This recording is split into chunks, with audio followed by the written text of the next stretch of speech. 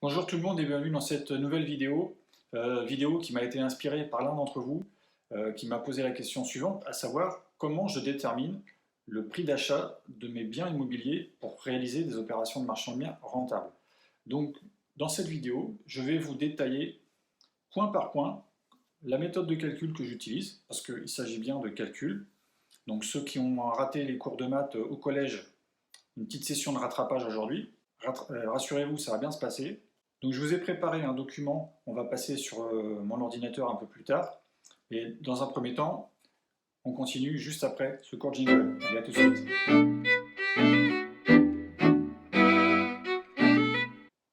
Donc j'ai décidé dans cette vidéo, comme je vous l'expliquais, de détailler point par point ma méthode de calcul pour définir un prix d'achat correct, un prix d'achat maximum sur lequel je peux m'appuyer pour commencer une négociation et ensuite réaliser une opération de marchand de biens rentable. Alors déjà, il y a une chose qui est importante à savoir pour réaliser une opération de marchand quand vous visitez des choses. La chose primordiale, et c'est la qualité essentielle que vous devez vraiment avoir en termes de ressenti, c'est de savoir comment vous allez sortir de cette opération de marchand de biens. Je m'explique. Quand je dis ressortir, c'est qu'allez-vous faire du bien que vous êtes en train de visiter ou que vous venez de visiter. Est-ce que vous allez faire des travaux? Est-ce que c'est un détachement de terrain? Est-ce que c'est une division de bâti? Peu importe, vous devez savoir ce que vous allez sortir comme lot donc, de cette opération et vous devez déterminer absolument précisément les prix de revente de ces 10 lots. C'est essentiel et c'est ce qui va déterminer le prix d'achat que vous allez pouvoir négocier avec votre vendeur. Si vous n'êtes pas capable de définir le prix de vente de vos futurs lots, et vous ne serez pas capable de définir à combien vous devez l'acheter. C'est de la pure logique. Si je ne sais pas combien je vends, je ne veux pas savoir combien je peux acheter pour que ce soit intéressant. Donc la première chose, c'est de connaître parfaitement évidemment son secteur. Vous pouvez vous faire aider des agents immobiliers pour parler avec eux, leur dire je veux faire ci, je veux faire ça, combien tu estimes le truc et tout. Mais c'est quand même bien, étant donné que c'est votre boulot aussi, d'estimer les biens, c'est très bien de le faire vous-même et d'avoir votre propre opinion sur le bien que vous allez vendre, sur le ou les biens que vous allez vendre. Donc vous avez des outils pour ça, hein. Vous pouvez regarder des VF, même si ce n'est pas forcément un jour, que ce n'est pas très très récent. Vous avez les ventes immobilières pour savoir actuellement à combien sont en vente les biens que vous projetez de vendre. Donc voilà, vous devez partir de là, c'est comment je sors de cette opération, qu'est-ce que je vais faire de mes lots, combien je veux les vendre.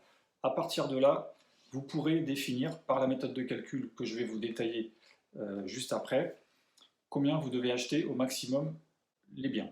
Donc pour vous parler de la méthode de calcul, je ne vais pas vous parler de ça face caméra, je vous ai préparé un document sur mon ordinateur, donc on va basculer sur mon ordinateur et je vais vous détailler cette méthode de calcul de A à Z. Et restez bien jusqu'au bout parce que la conclusion est aussi très intéressante pour vous et ça devrait vous servir pour la suite de votre carrière de marchand de biens.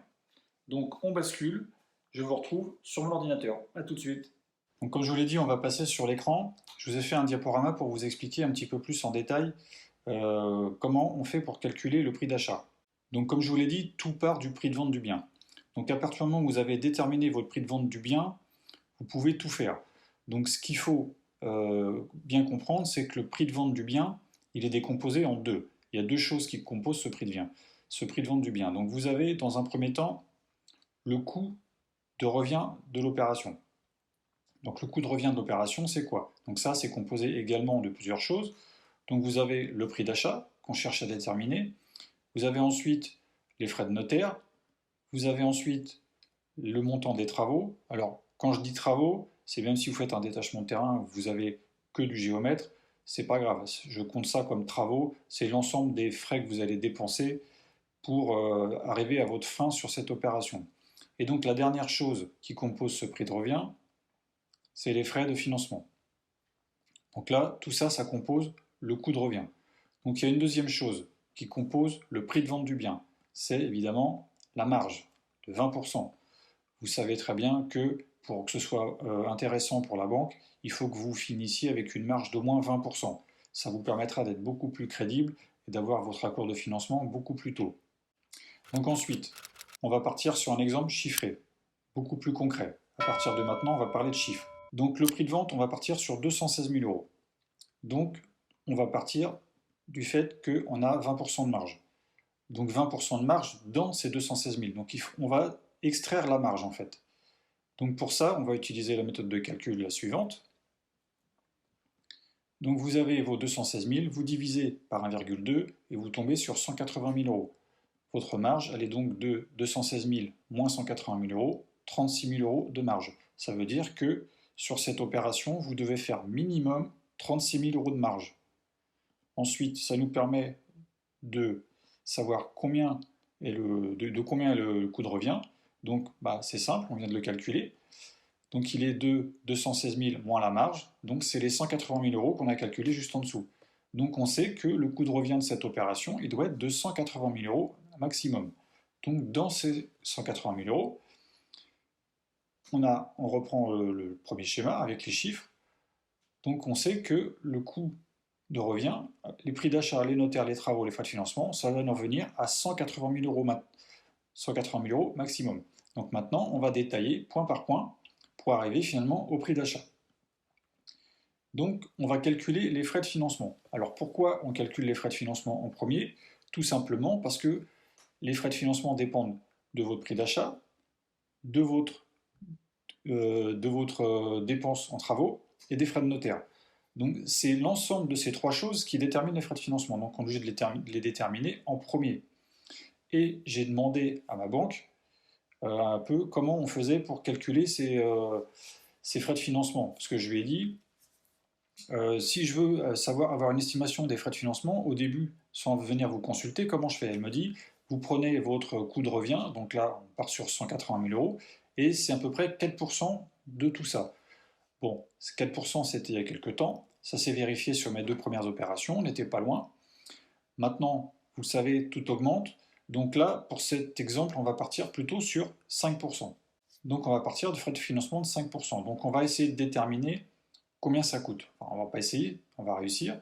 Donc les frais de financement, on reprend le même calcul que pour la marge. Donc parce que dans les 180 000, il y a 5% de frais de financement, on est bien d'accord. Donc ça nous amène à 171 430, donc on fait une soustraction. Les frais bancaires, 8 570. Donc maintenant, on a un coût de revient pour l'opération, sans la banque, de 171 430. Ça, c'est ce qui nous reste à dépenser pour arriver à notre prix d'achat. Donc, les travaux. Alors les travaux, on ne va pas détailler les travaux, on va partir du principe que soit vous êtes hyper calé en travaux, soit vous avez fait venir des gars, vous avez des devis en poche, vous avez votre enveloppe globale de travaux qui est de 50 000 euros pour notre opération. Donc maintenant, c'est simple, le coût de revient sans les travaux, 171 430, c'est ce qu'on avait avant sans la banque, moins les 50 000, il nous reste 121 430 euros à dépenser. Donc maintenant, on va calculer les frais de notaire. Donc les frais de notaire, on va partir sur notre coût de revient qu'on vient de calculer sans les travaux. Vous savez que les frais de notaire, ils sont réduits pour les marchands de biens, ils sont à peu près de 3%. Donc le calcul est le même. Voilà.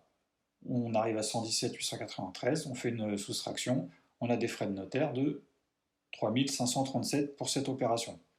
Donc maintenant, on se retrouve avec un coût de revient sans notaire de 117 893. Et donc là, vous l'avez compris, c'est assez simple. On reprend l'exemple chiffré, 216 000. Notre marge, elle est de 20%, 36 000. Ensuite, on a notre coût de revient de 180 000, qui est composé lui-même. Donc, on va reprendre un par un. Les frais de financement, 8 500. Les travaux, 50 000. Le notaire, 3 537. Donc, il nous revient à un prix d'achat de 117 893 euros. Donc, on a déterminé un prix d'achat maximum que vous devez dépenser pour que dans le meilleur des mondes, vous fassiez 36 000 euros de marge. Donc, vous imaginez bien qu'il ne faut pas acheter pile à ce prix-là. Ce qu'il faut maintenant partir de cette base-là, c'est négocier. Là, tant qu'à faire, 117 000, on va partir, les travaux, on a mis 50 000, ça peut être 52, 53, on ne sait pas. Le prix de vente, normalement, il faut mettre un prix de vente bas de plancher, hein, on est bien d'accord. Il faut mettre un prix pour dire que si vous le laissez une semaine, 10 jours, il est parti, vous n'avez pas de concurrence à ce prix-là. Donc 117 893, on peut se dire qu'à 110 000, c'est un bon achat. Voilà. Donc là, vous êtes quasiment sûr de faire vos chiffres comme il faut. Et si vous vendez un peu plus que 216, eh ben, vous gagnez sur le prix d'achat, vous gagnez sur le prix de vente. Si vous ne dépensez pas plus que prévu, vous avez votre marge qui va augmenter, qui ne sera pas de 36, mais qui sera peut-être de 40, 45. Ça, c'est tout le bien que je vous souhaite. Donc, maintenant que vous savez qu'à 110 000, c'est une bonne affaire, en fonction du prix affiché du bien que vous avez visité, s'il est à 110 maxi et s'il est en dessous 110, je vous conseille de l'acheter au prix affiché, sauf si vraiment l'agent immobilier vous a dit qu'il y a encore une marge de négo. Mais faites attention, sachant que là, vous savez que c'est déjà rentable, de ne pas vexer le vendeur et qu'il n'y ait pas quelqu'un d'autre qui l'achète au prix à votre place et que ça vous passe sous le nez, hein. Dans ces cas-là, sachant qu'il est déjà à un prix correct, vous pouvez plutôt essayer de négocier des délais, comme je vous ai dit dans la dernière vidéo que je vous invite à aller voir après si ce n'est pas fait. Donc il vaut mieux de temps en temps négocier un peu plus de délai pour avoir une DP, un PC ou des choses comme ça, plutôt que de vexer et de perdre l'opération parce que vous avez essayé de gratter 5000 euros.